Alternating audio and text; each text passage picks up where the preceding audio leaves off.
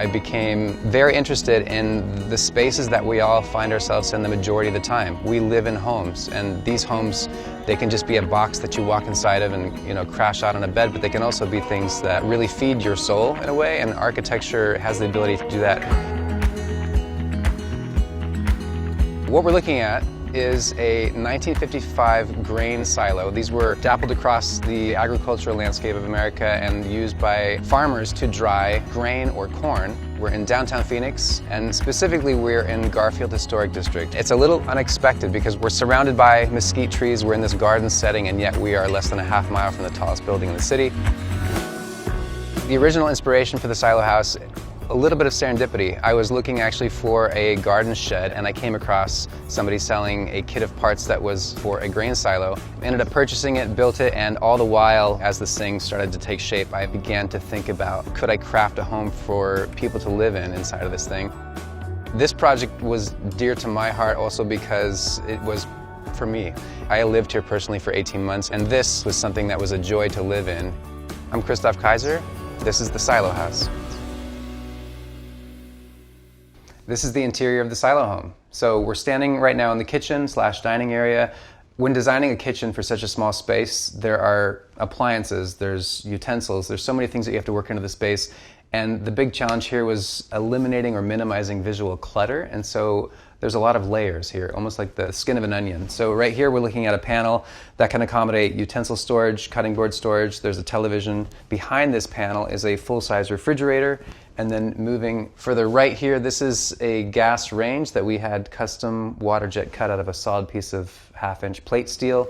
When designing not just the kitchen, but all of these spaces down here, we ended up doing a digital model that was very precise, because when you're dealing with a space this tight, the door swing, is it intersecting with another door swing? Doing cabinets that pull out on a radius is a very tricky thing to work out to make sure that you don't have intersecting rails. There are other silo houses out there in the world, and I feel like many of them will insert flat walls and straight cabinets, and that's something that I really didn't want to do. I wanted everything about the interior to be of one breath with the exterior of the silo, and so there's no straight lines. This is one of my favorite spots in the silo house. This is a custom sofa that we fabricated to match the outside radius of the silo. Sitting here, you're looking up 26 feet into the cone, and beyond that, the oculus. And it's just a great spot with a lot of verticality, and at night you can actually sit here and stargaze, which is pretty beautiful. So here we're going to check out the bathroom. The bathroom, much like aspects of the kitchen, is hidden away. It's something that you don't know is there unless you need it. So the plan of the bathroom in the silo house is a somewhat conventional 3-foot by 9-foot plan. The difference is that we've taken that rectangle and we've arced it. And within that sort of arced rectangle, we have our shower, and then we have the toilet with the vanity directly on axis.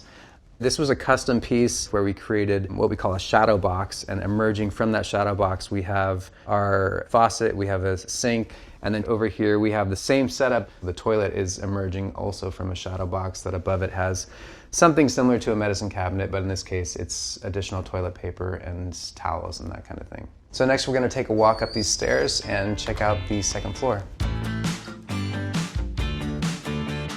So this is the sleeping mezzanine of the silo house. And similar to the downstairs, we have millwork that wraps the south side of the space. And many of these walnut panels are fixed. This one actually has our mechanical chase inside of it. And a lot of these other panels are custom doors that have magnetic latches on them. The small doors, strangely, are much harder to build than the big ones.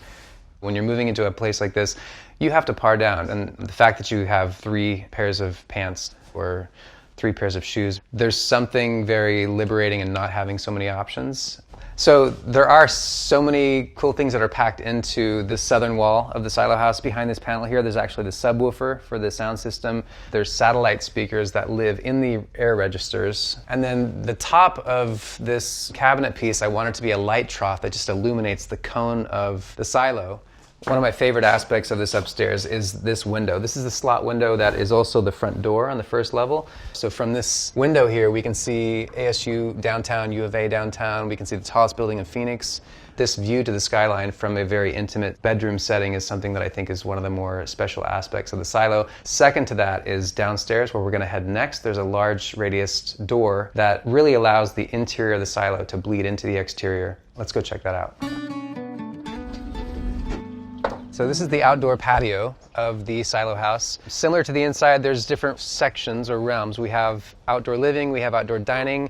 This is the garden. So this is for, like, if you're cooking dinner, you can grab some rosemary, some basil, some cilantro. This is thyme. On the back edge, these are kumquat trees. Another aspect of this outdoor space, I didn't want the radius geometry of the silo to stop at the silo, and so you see that picked up on in these garden beds, and again the slat wall that's directly behind that is a backdrop to the entire scene, and really allowing that radius to take your eyes around the space and for it to be a continuous backdrop to whether you're in sort of this lounge area or the dining space. So right here there's a custom water feature that we designed and had fabricated. This is about making a transformative experience. So when you hear the sound of the water feature, it drowns out the sounds of the city beyond, and it really transports you and puts you in a new environment. A little bit further behind me is an outdoor shower. There is some redundancy in the sort of program that's offered in the interior and the exterior, and that was intentional. I wanted very much for the outdoors to offer a lot of what's offered in the inside. Being able to shower underneath the shade of a mesquite tree while being in a botanical garden is a lot of what this particular experience in this particular context offers. Thank you for letting me give you a tour of the silo house. As you can see, a lot goes into designing round. I've lived in a few different tiny homes now, and with each one of those, there's a simplicity of life that gives back to you in a way that's sort of unexpected. I've lived here for 18 months, and as of recently, the silo house is available on Airbnb. If you're in the area and you'd like to experience the silo house for yourself, come check us out.